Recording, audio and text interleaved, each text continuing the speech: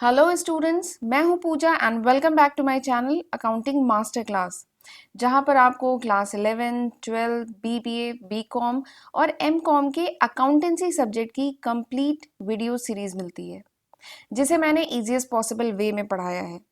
तो अगर आप कॉमर्स के स्टूडेंट हैं तो ये चैनल आपके लिए बहुत ही यूजफुल है, राइट? क्योंकि मैंने हर टॉपिक पर इतना डिटेल डिस्कशन किया है, इसीलिए इवन मेरे कुछ वीडियोस बहुत लेंदी भी हो गए हैं और हम हर टॉपिक पर उसी लेक्चर में न्यूमेरिकल भी करते हैं। तो इसका ज़रूर फ़ायदा उठाइए और अपने फ्रेंड के साथ इन वीडियो को ज़्यादा से ज़्यादा शेयर करिए, राइट? तो चलिए आज का लेक्चर हम स्टार्ट करते हैं। This is the third lecture on the topic financial statement analysis. Last lecture में हमने फाइनेंशियल स्टेटमेंट एनालिसिस का इंट्रोडक्शन पार्ट किया था। वहाँ पर हमने फाइनेंशियल स्टेटमेंट एनालिसिस क्या होता है, कितने टाइप के होते हैं, क्या ऑब्जेक्टिव है, कितने टूल्स एंड टेक्निक अवेलेबल हैं, ये सारी चीज़ें डिटेल में डिस्कस की थी। वैसे मेरे जितने भी लेटेस्ट वीडियोस होते हैं उनके जो लिंक हैं वो आपको सारे डिस्क्रिप्शन से भी मिल जाएंगे, राइट? इस लेक्चर में हम सबसे फर्स्ट टूल जो हमने डिस्कस किया था लास्ट लेक्चर में, सबसे पहला टूल जो था वो डिस्कस करने वाले हैं। बताइए सबसे पहला टूल क्या था फाइनेंशियल स्टेटमेंट एनालिसिस का? याद करिए। तो सबसे पहला टूल था कंपैरेटिव फाइनेंशियल स्टेटमेंट, जिसमें हम कंपैरेटिव बैलेंस शीट और comparative statement of profit and loss discuss करेंगे, राइट? तो चलिए डिटेल में देखते हैं कि कौन कौन से सब टॉपिक आज के लेक्चर में हम डिस्कस करने वाले हैं। आज हम डिटेल में देखिए, कंपैरेटिव फाइनेंशियल स्टेटमेंट में दो चीजें आती हैं, comparative balance sheet and comparative income statement. तो आज के इस लेक्चर में हम कंपैरेटिव बैलेंस शीट और कंपैरेटिव इनकम स्टेटमेंट का मीनिंग देखेंगे, इसका क्या एडवांटेज है, क्या ऑब्जेक्टिव है, क्या सिग्निफिकेंस है, ये देखेंगे। फिर इसके बाद हम फॉर्मेट देखेंगे कि कंपैरेटिव बैलेंस शीट और कंपैरेटिव इनकम स्टेटमेंट कैसे बनाए जाते हैं, और फिर उसी पे based we will do one numerical on both the topic. इन दोनों ही टॉपिक पे हम एक एक न्यूमेरिकल करेंगे, राइट? और एक बात और कि अगर आप मेरे चैनल पर फर्स्ट टाइम विजिट कर रहे हैं तो मेरे चैनल को ज़रूर सब्सक्राइब करिएगा और बेल भी प्रेस करिएगा, so that you get the notification when I upload my next video, right? तो फिर चलिए आज का लेक्चर हम स्टार्ट करते हैं। Comparative balance sheet. तो बैलेंस शीट तो हम ऑलरेडी डिस्कस कर चुके हैं, इवन मेरा एक सेपरेट वीडियो है बैलेंस शीट के टॉपिक पर, आप ज़रूर उसको चेकआउट करिएगा, जहाँ पे मैंने बैलेंस शीट का जो बेसिक फॉर्मेट है एज पर कंपनी एक्ट 2013 वो डिस्कस किया है। ठीक है, यहाँ पर है कंपैरेटिव बैलेंस शीट, यानी this is a balance sheet with the help of which company do the comparison of the financial figures of the balance sheet on two different dates। यानी दो डिफरेंट डेट की जो balance sheet है उसके जितने भी financial figures हैं उनका कंपैरिजन कंपनी कर सकती है इस बैलेंस शीट की मदद से, कंपैरेटिव बैलेंस शीट की मदद से, जिससे कंपनी ट्रेंड की स्टडी करती है कि ऑर्गेनाइजेशन का क्या ट्रेंड रहा है लास्ट 2 ईयर या लास्ट 5 ईयर्स का। जो ऑर्गेनाइजेशन एग्जाम्पल है, जैसे जो ऑर्गेनाइजेशन के जो फिक्स एसेट हैं वो लास्ट 2 ईयर्स में इम्प्रूव हुए हैं, क्या कंडीशन या फिर कंडीशन और ख़राब हुई है। ठीक है, तो this is comparative balance sheet. अच्छा, ये जो कंपैरिजन है ना, it could be inter firm analysis या फिर इंट्रा फर्म एनालिसिस, दोनों हो सकता है। हमने पढ़ा था ना इंटर या इंट्रा फर्म एनालिसिस क्या होता है। इंट्रा फर्म एनालिसिस यानी ऑर्गेनाइजेशन जो है दो या दो से ज़्यादा ईयर्स की बैलेंस शीट उठाए और उनका कंपेयर करे। सेम ऑर्गेनाइजेशन की जब बैलेंस शीट को कंपेयर किया जाता है, ठीक है, दो या दो से ज़्यादा साल के बैलेंस शीट को कंपेयर किया जाएगा, तो उसे हम कहेंगे intra firm analysis. Inter firm analysis यानी दो सिमिलर टाइप की ऑर्गेनाइजेशन की बैलेंस शीट को आप साइड बाय साइड रख के कंपेयर करेंगे तो उसे कहेंगे इंटर फर्म एनालिसिस। तो कंपेरेटिव बैलेंस शीट दोनों टाइप की हो सकती है, ठीक है। और जो कंपैरेटिव बैलेंस शीट है हम जानते हैं it is a horizontal analysis, ये हॉरिजॉन्टल एनालिसिस होता है। क्यों हॉरिजॉन्टल एनालिसिस होता है? क्योंकि जो कंपैरेटिव बैलेंस शीट होती है उसमें जितने भी आइटम्स होते हैं एसेट, लायबिलिटीज और इक्विटी के, उसको हम side by side, horizontally side by side, दो या दो से ज़्यादा अकाउंटिंग पीरियड के जो फिगर है उनको हम साइड बाय साइड रख के कंपेयर करते हैं। तो इसीलिए जो कंपैरेटिव बैलेंस शीट है this is horizontal analysis, right. और ये जो कंपैरेटिव बैलेंस शीट है इससे हमें ऑर्गेनाइजेशन को बहुत सारी इंपॉर्टेंट इंफॉर्मेशन मिलती है जो आगे चल के डिसीजन लेने में और ऑर्गेनाइजेशन की कुछ ओपिनियन फॉर्म करने में हेल्प करती है, और ये जज करने में हेल्प करती है कि ऑर्गेनाइजेशन प्रोग्रेस कर रही है या ऑर्गेनाइजेशन की कंडीशन और एडवर्स होती जा रही है। ठीक है, तो इसके रिगार्डिंग ओपिनियन फॉर्म करने में भी कंपैरेटिव बैलेंस शीट हेल्प करती है, प्लस बहुत सारे इंपॉर्टेंट डिसीजन लेने में, राइट। तो this is comparative balance sheet. चलिए आगे बढ़ते हैं, देखते हैं क्या क्या एडवांटेजेस होते हैं कंपैरेटिव बैलेंस शीट के। तो सबसे पहला एडवांटेज क्या है, अब ये जो पॉइंट है, first point, this is very important. देखिए बहुत ध्यान से सुनिएगा। देखिए जो बैलेंस शीट है, बैलेंस शीट क्या है, बैलेंस शीट एक स्टेटमेंट है जिसकी मदद से हमें कंपनी की फाइनेंशियल पोजीशन का पता चलता है, ठीक है। बैलेंस शीट में हम क्या रिकॉर्ड करते हैं, इक्विटीज, लायबिलिटीज और एसेट के जो फाइनेंशियल फिगर्स हैं उनको रिकॉर्ड किया जाता है, ठीक है, ये पता है। बट इसके साथ ही एक बैलेंस शीट से रिलेटेड बहुत इंपॉर्टेंट पॉइंट है जो मैक्सिमम 90% स्टूडेंट्स को नहीं पता है, वो मैं बताने जा रही हूँ, ध्यान से सुनिएगा। जो बैलेंस शीट है ना, उसमें केवल हम ये एसेट और लाइबिलिटीज के ही फिगर को नहीं रिकॉर्ड करते हैं। बैलेंस शीट में जो भी ऑर्गेनाइजेशन के जो बुक्स ऑफ अकाउंट है उनको बैलेंस शीट की डेट पे क्लोज किया जाता है, ठीक है, और जो भी उनके बैलेंसिंग फिगर्स होते हैं वो भी बैलेंस शीट में रिकॉर्ड किए जाते हैं, ठीक है। समझ में आया, जो बैलेंस शीट होती है इसीलिए इसका नाम बैलेंस शीट है, क्योंकि जो books of account financial year जब खत्म होता है तो क्लोज करने पे जो भी अकाउंट्स के जो बैलेंस होते हैं ना वो सब बैलेंस शीट में रिकॉर्ड किए जाते हैं, इसीलिए इसका नाम है बैलेंस शीट, ठीक है। ऑन अ पर्टिकुलर डेट, उस पर्टिकुलर जो बैलेंस शीट की डेट है उस तारीख में जो भी बैलेंस है अकाउंट का उसे रिकॉर्ड किया जाता है, तो दिस इज बैलेंस शीट। लेकिन जो कंपैरेटिव बैलेंस शीट होती है उसमें क्या रिकॉर्ड होता है, उसमें कंपैरेटिव बैलेंस शीट से पता चलता है कि जो भी बुक्स ऑफ अकाउंट को क्लोज करने पे जो भी बैलेंस आया है उस बैलेंस में इंक्रीज हुआ है कि डिक्रीज हुआ है बिटवीन टू डेट्स।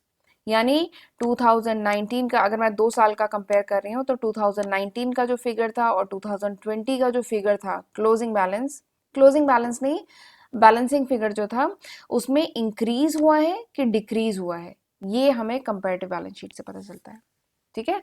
तो this is the first advantage. Second advantage क्या है कंपैरेटिव बैलेंस शीट का, जो बैलेंस शीट है वहां पे एम्फेसिस होता है ऑन स्टेटस, ठीक है, पर्टिकुलर तारीख को ऑर्गेनाइजेशन का क्या स्टेटस रहा, क्या फाइनेंशियल पोजीशन रही। लेकिन जो कंपैरेटिव बैलेंस शीट है उस पे एम्फेसिस किस बात पे होता है कि चेंज क्या आया, 2019 में ऑर्गेनाइजेशन की फाइनेंशियल पोजीशन कैसी थी और 2020 में ऑर्गेनाइजेशन की फाइनेंशियल पोजीशन कैसी रही, तो क्या चेंज आया उस पे एम्फेसिस होता है, राइट। चलिए तीसरा एडवांटेज क्या है कंपैरेटिव बैलेंस शीट का, जो बैलेंस शीट है, ठीक है, it's a very useful statement, बहुत ही यूजफुल स्टेटमेंट है, ठीक है, लेकिन जो कंपैरेटिव बैलेंस शीट है ना इट इज मोर यूजफुल, वो उससे भी ज्यादा यूजफुल स्टेटमेंट है, क्योंकि यहाँ पे जो बैलेंस शीट है वहां पर हम सिंगल डेट का जो फिगर होता है उसे रिकॉर्ड करते हैं, लेकिन जो कंपैरेटिव बैलेंस शीट होते हैं ना इसमें हम 2 या 2 से ज्यादा ईयर के फिगर रिकॉर्ड करते हैं, जिससे ऑर्गेनाइजेशन स्टडी कर पाती है ट्रेंड ऑफ द ऑर्गेनाइजेशन का ट्रेंड क्या है। जैसे एग्जांपल के लिए ऑर्गेनाइजेशन के जो फिक्स एसेट्स हैं, ठीक है, फिक्स एसेट्स हैं वो 2019 में कितने थे, 2020 में कितने हुए, ठीक है, तो इससे जो है ऑर्गेनाइजेशन कंपेयर कर सकती है कि ऑर्गेनाइजेशन का ट्रेंड क्या रहा, फिक्स एसेट ऑर्गेनाइजेशन के बढ़े कि और कम हो गए, ठीक है, तो it is a more useful statement. Now come to fourth advantage, चौथा एडवांटेज क्या है, चौथा एडवांटेज कंपैरेटिव बैलेंस शीट का ये है कि कंपैरेटिव बैलेंस शीट की मदद से ऑर्गेनाइजेशन को पता चलता है कि ऑर्गेनाइजेशन जो भी बिजनेस ऑपरेशन कर रही है, ठीक है, उसका क्या इम्पैक्ट पड़ रहा है, क्या इफेक्ट पड़ रहा है ऑर्गेनाइजेशन के एसेट्स पे, ऑर्गेनाइजेशन की लाइबिलिटी पे, ऑर्गेनाइजेशन के कैपिटल पे, ठीक है। तो ये कहाँ से पता चलता है, ये कंपैरेटिव बैलेंस शीट से पता चलता है कि फिक्स एसेट और बढ़ रहे हैं, करंट एसेट और बढ़ रहे हैं कि कम हो रहे हैं, कैश एंड कैश इक्विवेलेंट की पोजीशन बढ़ रही है कि कम हो रही है, तो बेसिकली जो बिजनेस ऑपरेशन, जो भी ऑपरेशन ऑर्गेनाइजेशन परफॉर्म कर रही है उसका क्या इम्पैक्ट पड़ रहा है, ये हमें कंपैरेटिव बैलेंस शीट से पता चलता है, राइट। तो दीज आर द 4 एडवांटेजेस और you can say objective of comparative balance sheet, right. चलिए आगे बढ़ते हैं, देखते हैं फॉर्मेट क्या होता है कंपैरेटिव बैलेंस शीट का। तो जो फॉर्मेट है सिंपल बैलेंस शीट का फॉर्मेट है, बस यहाँ पे कॉलम्स कुछ और बढ़ जाएंगे, बाकी फॉर्मेट एज इट इज वही फॉर्मेट है जो आप बैलेंस शीट का फॉर्मेट बनाते हैं। सबसे पहले आप ऊपर लिखेंगे comparative balance sheet of particular company, जो भी कंपनी का नाम है वो लिखेंगे, ठीक है। फिर उसके बाद सबसे पहला कॉलम होगा पर्टिकुलर्स का, पर्टिकुलर के कॉलम में जो आप बैलेंस शीट का फॉर्मेट बनाते हैं ना, सबसे पहले इक्विटी एंड लायबिलिटी रिकॉर्ड करते हैं, फिर उसका टोटल करते हैं, फिर आप एसेट रिकॉर्ड करते हैं, उसका टोटल लिखते हैं, ठीक है। एकदम सेम यही पर्टिकुलर्स के कॉलम में एज इट इज रिकॉर्ड किया जाएगा, राइट। अगला कॉलम नोट नंबर का होता है। नोट नंबर हमने डिस्कस किया था, यहाँ पर डिटेलिंग होती है। वर्किंग नोट में सपोज करिए शेयर कैपिटल है, इसकी अगर डिटेलिंग आपको शो करनी है तो वो वर्किंग नोट में जैसे इसको नंबर 1 दे देंगे और वर्किंग नोट 1 पे हम इस शेयर कैपिटल की डिटेलिंग जो भी देनी है वो वहां पे देंगे, ठीक है। तो ये एक सपोर्टिंग डॉक्यूमेंट, एडिशनल डॉक्यूमेंट होता है बैलेंस शीट के साथ। फिर इसके बाद हम प्रीवियस ईयर के फिगर रिकॉर्ड करते हैं। देखिए, अब एक बात बताने जा रही हूँ, बैलेंस शीट और कंपैरेटिव बैलेंस शीट में मेजर अगर मैं बोलूँ एक ही डिफरेंस होता है, केवल एक डिफरेंस होता है। क्या डिफरेंस होता है? देखिए, जो आपने बैलेंस शीट का फॉर्मेट पढ़ा था, ठीक है, उसमें क्या आप करते थे, उसमें सबसे पहले आप करंट ईयर के फिगर रिकॉर्ड करते थे। याद करिए, बैलेंस शीट में सबसे पहला जो कॉलम होता था वो करंट ईयर का होता था, उसके बाद आप प्रीवियस ईयर के फिगर रिकॉर्ड करते थे। याद आ रहा है ना? लेकिन जो कंपैरेटिव बैलेंस शीट है, यहाँ पर क्या होता है कि जो प्रीवियस ईयर है, अगर पिछले 2 साल के फिगर रिकॉर्ड कर रहे हैं तो पिछले प्रीवियस ईयर का पहले रिकॉर्ड किया जाएगा और करंट ईयर का बाद में होगा, ठीक है। अगर पिछले 5 साल के फिगर रिकॉर्ड कर रहे हैं तो 2016 का फिगर सबसे पहले रिकॉर्ड किया जाएगा, फिर 2017, फिर 18, फिर 19, ऐसे करके आप 2020 तक पहुंचेंगे, ठीक है। तो यहाँ पे प्रीवियस ईयर का फिगर पहले रिकॉर्ड किया जाता है। ये एक डिफरेंस है बैलेंस शीट और कंपैरेटिव बैलेंस शीट में। बाकी rest of the things are almost same. सबसे पहले प्रीवियस ईयर का फिगर रिकॉर्ड किया, उसके बाद करंट ईयर का फिगर रिकॉर्ड करेंगे, उसके बाद we will do the comparison, उसके बाद हम चेंज रिकॉर्ड करेंगे। चेंज किस टाइप का चेंज? एब्सोल्यूट चेंज, यानी डिफरेंस। प्रीवियस ईयर से करंट ईयर में आने में क्या डिफरेंस आया, ठीक है। तो बी माइनस ए, करंट ईयर में से प्रीवियस ईयर को माइनस करेंगे। तो अगर मैंने इस कॉलम को बी दिया है, इसको ए दिया है, तो क्या हम करेंगे, करंट ईयर में से प्रीवियस ईयर को माइनस करेंगे, तो एब्सोल्यूट चेंज रिकॉर्ड करेंगे। उसके बाद अगला जो कॉलम होगा उसमें हम चेंज रिकॉर्ड करेंगे, लेकिन परसेंटेज के टर्म में। तो परसेंटेज के टर्म में चेंज रिकॉर्ड करने के लिए क्या करेंगे, ये जो एब्सोल्यूट चेंज है, सी जो है एब्सोल्यूट चेंज है, इसको हम डिवाइड करेंगे बेस से। बेस मतलब प्रीवियस ईयर से डिवाइड करेंगे और मल्टीप्लाई करेंगे 100 से, तो आपका आ जाएगा परसेंटेज टर्म में क्या चेंज आया, ठीक है। तो ये 4 मेन कॉलम बनते हैं कंपैरेटिव बैलेंस शीट में। प्रीवियस ईयर का फिगर, अगर हम 2 साल का कंपेयर कर रहे हैं तो यहाँ 2 ही कॉलम होंगे। 5 साल का कंपेयर कर रहे हैं तो यहाँ पे 5 कॉलम हो जाएंगे, ठीक है। तो previous year, current year, absolute change and percentage में चेंज, तो ये 4 कॉलम होंगे, राइट। चलिए एक न्यूमेरिकल करते हैं तो और अच्छे से समझ में आ जाएगा। क्वेश्चन है, from the balance sheet of X limited as at 31 March 2015 and 14 prepare comparative balance sheet. आपको कंपैरेटिव बैलेंस शीट बनानी है। एक कंपनी है एक्स लिमिटेड, ठीक है, उसके फिगर्स आपको दिए हुए हैं 31 मार्च 2014 के और 31 मार्च 2015 के फिगर्स दिए हुए हैं। फिगर्स वही नॉर्मली वही है, इक्विटी एंड लाइबिलिटी का आपको शेयर कैपिटल के फिगर दिए हैं, लॉन्ग टर्म बोरोइंग, डिबेंचर्स के फिगर दिए हैं एंड ट्रेड पेबल के फिगर दिए हैं, ठीक है। फिर एसेट्स में भी आपको 3 दिए गए हैं, फिक्स एसेट का फिगर दिया है, ट्रेड रिसीवेबल का एंड कैश इक्विवेलेंट का, ठीक है। तो आपको 6 फिगर्स क्वेश्चन में दिए हैं, आपको कंपैरेटिव बैलेंस शीट बनानी है। क्वेश्चन को रीड कर लीजिए, पॉज कर दीजिए वीडियो और क्वेश्चन को अच्छे से रीड करिए। चलिए फिर अब बनाना शुरू करते हैं। सबसे पहले आप लिखेंगे कंपनी का नाम एक्स लिमिटेड, फिर लिखेंगे comparative balance sheet as at 31 March 2014 and 15। आप कंपैरेटिव बैलेंस शीट बना रहे हैं कौन से 2 बैलेंस शीट की हेल्प से? 2014 और 15 की मदद से, ठीक है। तो चलिए बनाना शुरू करते हैं। सबसे पहले मैंने बताया था पर्टिकुलर्स का कॉलम होता है, तो पर्टिकुलर्स के कॉलम में जितनी इंफॉर्मेशन आपको क्वेश्चन में दी है उसको एज इट इज रिकॉर्ड कर लेंगे, ठीक है। यहाँ पे अब आपको कॉपी करने का काम करना है, कॉपी करना है। क्वेश्चन में जो जो इंफॉर्मेशन आपको दी है वो एज इट इज पर्टिकुलर के कॉलम में उसी सीक्वेंस में रिकॉर्ड कर लेंगे। उसी सीक्वेंस में, या कह लीजिए जो सही राइट सीक्वेंस है एज पर कंपनी एक्ट 2013, उस सीक्वेंस में हम रिकॉर्ड करेंगे, ठीक है। तो यहाँ पर आप देखेंगे सबसे पहले शेयर कैपिटल है, डिबेंचर्स है, ठीक है, ट्रेड पेबल है, 3 आइटम लाइबिलिटी के थे और 3 आइटम एसेट के हैं। तो एज इट इज हमने इनको रिकॉर्ड किया है और टोटल किया है, ठीक है। तो देखिए, अब मैंने बताया था पहले प्रीवियस ईयर का फिगर रिकॉर्ड किया जाएगा, उसके बाद करंट ईयर का। तो क्वेश्चन में देखिए क्या दिया है, पहले करंट ईयर का दिया है 2015, फिर 14 का दिया है, बट जो आंसर आप लिखेंगे मैंने बताया था पहले प्रीवियस ईयर, पहले 2014 फिर 15। तो 2014 के जो भी फिगर्स हैं क्वेश्चन में जो दिए हुए हैं एज इट इज इनको रिकॉर्ड करिए, टोटल करिए लाइबिलिटीज का, एसेट के फिगर रिकॉर्ड करिए, ठीक है, और फिर इनका टोटल करिए। ऐसे ही 2015 के जो फिगर हैं, जो लाइबिलिटी के फिगर हैं उनको एज इट इज रिकॉर्ड करिए, टोटल करिए, और एसेट्स के जो फिगर हैं उनको रिकॉर्ड करिए और टोटल करिए एज इट इज। ठीक है, यहाँ तक आपने कर लिया, यहाँ तक तो कॉपी करने का काम था। अब चलिए क्वेश्चन करना शुरू करते हैं। अब ये बहुत आसान क्वेश्चन है, इतना कोई डिफिकल्ट नहीं है। सबसे पहले आप निकालेंगे एब्सोल्यूट चेंज। एब्सोल्यूट चेंज कैसे निकाला जाएगा?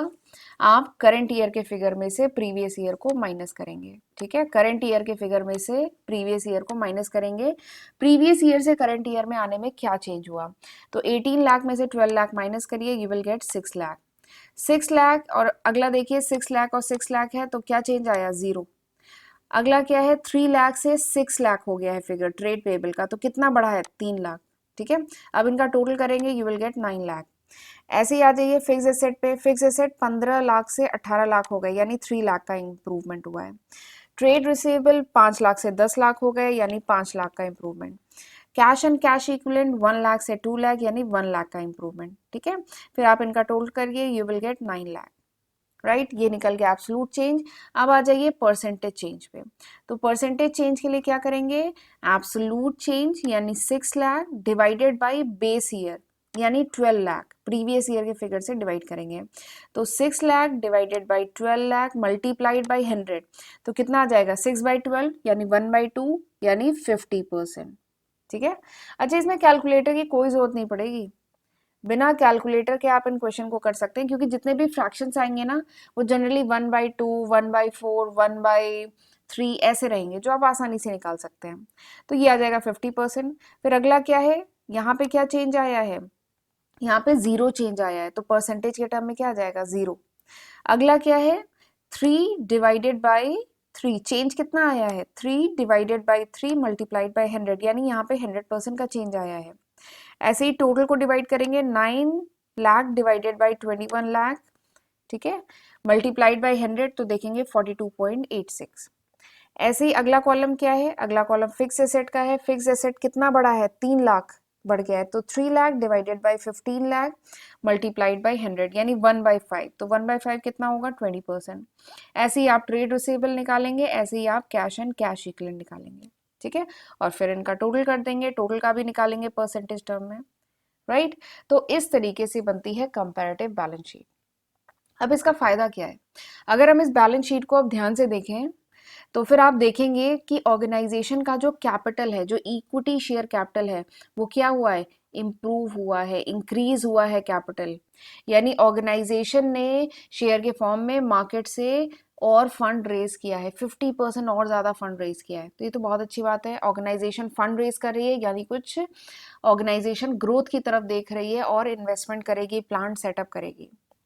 और आप देखेंगे ऑर्गेनाइजेशन का जो ट्रेड पेबल है, यानी ऑर्गेनाइजेशन ने शायद कुछ रॉ मटेरियल, कुछ सप्लायर से कुछ खरीदा है, जिसके बदले में ऑर्गेनाइजेशन को जो पेमेंट करने हैं वो 100% बढ़ गए हैं। ठीक है, फिर उसके बाद आप अगर फिक्स एसेट पर नजर डालेंगे तो आप देखेंगे कि फिक्स एसेट ऑर्गेनाइजेशन के 20% से बढ़ गए हैं।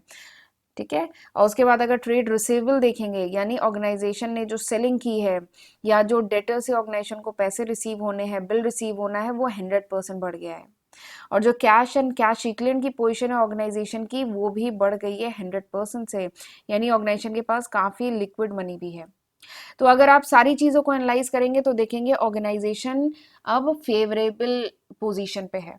लास्ट ईयर के कंपेयर में ऑर्गेनाइजेशन की जो कंडीशन है और ज़्यादा फेवरेबल हो गई है, एसेट बहुत ज़्यादा बढ़ गए हैं और लाइबिलिटी उनके कंपेयर में थोड़ा सा ट्रेड पेबल बढ़ा है 100%, बाकी ऑर्गेनाइजेशन की जो पोजीशन है वो अच्छी है।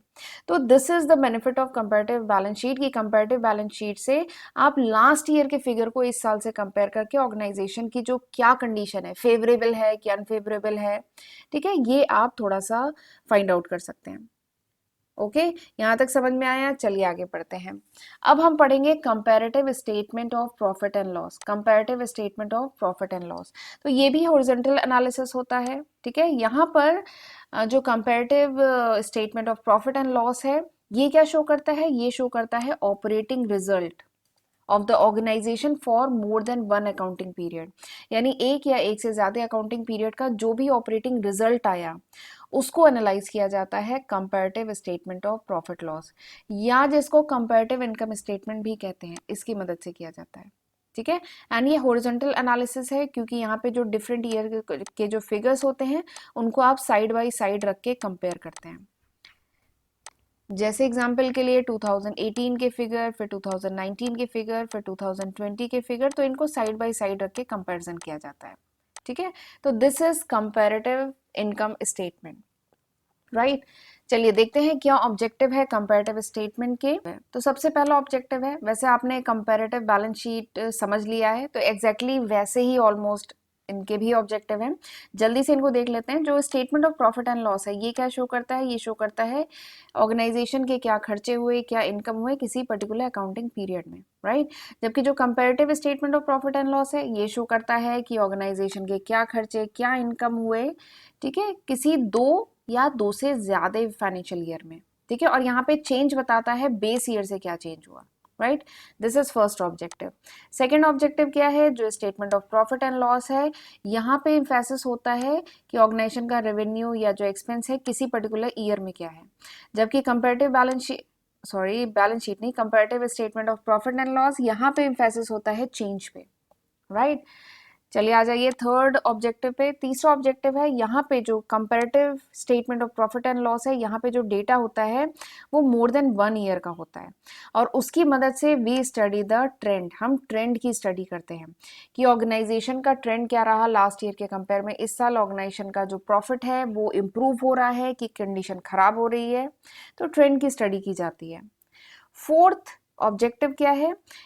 ये जो comparative statement of profit and loss है, इसकी स्टडी से ऑर्गेनाइजेशन की फाइनेंशियल परफॉर्मेंस के बारे में पता चलता है ऑफ मोर देन 1 ईयर, एक या एक से ज्यादा साल में ऑर्गेनाइजेशन की फाइनेंशियल परफॉर्मेंस इंप्रूव हुई है कि और एडवर्स होती गई है, तो इसके बारे में पता चलता है, राइट। तो these way the 4 objective of comparative statement of profit and loss. चलिए आगे बढ़ते हैं, फॉर्मेट देखते हैं। ये जो comparative statement of profit and loss है, इसका फॉर्मेट क्या होता है? तो सबसे पहले आप ऊपर लिखेंगे comparative statement of profit and loss for the year ended 31 March 2014 and 2015। जो दो फाइनेंशियल ईयर जिनके लिए आप ये कंपैरेटिव फाइनेंशियल स्टेटमेंट बना रहे हैं, वो ईयर्स यहाँ पे रिकॉर्ड करेंगे, राइट। उसके बाद सबसे पहला कॉलम होगा पर्टिकुलर्स का। पर्टिकुलर के कॉलम में एज इट इज जो statement of profit and loss के जो आइटम्स हैं उनको एज इट इज रिकॉर्ड किया जाएगा। Statement of profit and loss पे मेरी एक सेपरेट वीडियो है, वहां पे देखिएगा कि जो कंपनी एक्ट 2013 के अकॉर्डिंग जो बेसिक फॉर्मेट बताया गया है वो मैंने वहां पे डिटेल में डिस्कस किया है। तो ये वही है, यहाँ पे आप सिंपली जो भी आइटम्स हैं कंपैरेटिव फाइनेंशियल स्टेटमेंट के उनको एज इट इज रिकॉर्ड करेंगे। उसके बाद अगला कॉलम होगा नोट नंबर का। फिर उसके बाद मैंने बताया था पहले बेस ईयर यानी प्रीवियस ईयर, उसके बाद करंट ईयर के फिगर रिकॉर्ड करते हैं। तो पहले 2014 के फिगर, फिर 2015 के फिगर, और उसके बाद क्या होगा? एब्सोल्यूट चेंज, जैसे हमने बैलेंस शीट में देखा था। इसमें हम डिफरेंस निकालेंगे, 2015 के फिगर को 2014 में से माइनस करेंगे, ठीक है, प्रीवियस ईयर से करंट ईयर में आने में क्या चेंज हुआ है। फिर उसके बाद परसेंटेज चेंज निकालेंगे, क्या परसेंटेज में चेंज हुआ है। तो परसेंटेज चेंज कैसे निकलेगा? ये जो एब्सोल्यूट चेंज है, ठीक है, उसमें से हम डिवाइड करेंगे प्रीवियस ईयर के फिगर को और मल्टीप्लाई करेंगे 100 से, राइट। तो इस तरीके से परसेंटेज चेंज निकलेगा। अच्छा, इसमें एक और बहुत खास बात है, अगर ये जो चेंज आता है ये पॉजिटिव होता है तो इनको एज इट इज रिकॉर्ड किया जाता है, बट ये चेंज निगेटिव भी तो हो सकता है। ऐसा भी तो हो सकता है कि लास्ट ईयर का जो रेवेन्यू फ्रॉम ऑपरेशन था दैट वाज 2 लाख, इस साल का जो रेवेन्यू फ्रॉम ऑपरेशन हुआ वो हो गया 1 लाख, तो ये क्या हुआ? निगेटिव में आएगा डिफरेंस। तो ये जो डिफरेंस होगा ना, that will be in bracket. अगर कोई भी एब्सोल्यूट चेंज निगेटिव में आता है तो उसको हम ब्रैकेट में रिकॉर्ड करते हैं, अगर पॉजिटिव में आता है तो उनको हम एज इट इज रिकॉर्ड करते हैं, ठीक है। तो ये एक इंपॉर्टेंट बात है। चलिए एक क्वेश्चन करते हैं तो हमारा कॉन्सेप्ट और अच्छे से क्लियर हो जाएगा। From the following statement of profit and loss of star limited for the year ended 31 March 2011-12, आपको comparative statement of profit and loss बनाना है। आपको 2 साल के फिगर दिए गए हैं, statement of profit and loss के आपको comparative statement of profit and loss बनाना है, राइट। चलिए देखते हैं क्या क्या इन्फॉर्मेशन दी है। पर्टिकुलर्स का कॉलम है और 2012 और 11 के फिगर दिए हैं। देखिए यहाँ पे ये statement of profit and loss है, तो यहाँ पे पहले करंट ईयर का फिगर है, उसके बाद प्रीवियस ईयर का फिगर है, ठीक है। लेकिन जो इसका सॉल्यूशन बनाएंगे उसमें क्या होगा, पहले प्रीवियस ईयर होगा, पहले 2011 होगा, उसके बाद करंट ईयर होगा, ठीक है। चलिए देखते हैं क्वेश्चन। इसमें 3 इंफॉर्मेशन दी है, revenue from operation, employ benefit expense, other expense. 3 information केवल आपको क्वेश्चन में दी गई है। चलिए बनाना शुरू करते हैं। तो मैंने बताया था सबसे पहले क्या करेंगे, ऊपर लिखेंगे comparative statement of profit and loss for the year ended. कौन से 2 ईयर का आप कंपैरिजन कर रहे हैं, 2011 एंड 2012, ठीक है। ये रिकॉर्ड करेंगे। उसके बाद आ जाइए, यहाँ पे पर्टिकुलर्स का कॉलम होगा। पर्टिकुलर्स के कॉलम में मैंने बताया था आपको करना है कॉपी। क्वेश्चन में जो इन्फॉर्मेशन दी है उनको यहाँ पे करेंगे रिकॉर्ड सिस्टमैटिक मैनर में। सबसे पहले हम क्या रिकॉर्ड करते हैं, जो भी रेवेन्यूज हैं, तो सबसे पहला आएगा रेवेन्यू फ्रॉम ऑपरेशन, उसके बाद आएगा एक्सपेंस। एक्सपेंस 2 टाइप के क्वेश्चन में दिए हैं, क्या है, एम्प्लॉय बेनिफिट एक्सपेंस और अदर एक्सपेंस। फिर आप इनको टोटल कर दीजिए तो टोटल एक्सपेंस आ जाएगा। उसके बाद टोटल एक्सपेंस आ जाएगा। उसके बाद आप अगर इनकम में से, रेवेन्यू में से एक्सपेंस माइनस करेंगे तो आपका आ जाएगा प्रॉफिट बिफोर टैक्स। तो पर्टिकुलर्स के कॉलम में इस तरीके से रिकॉर्ड करेंगे।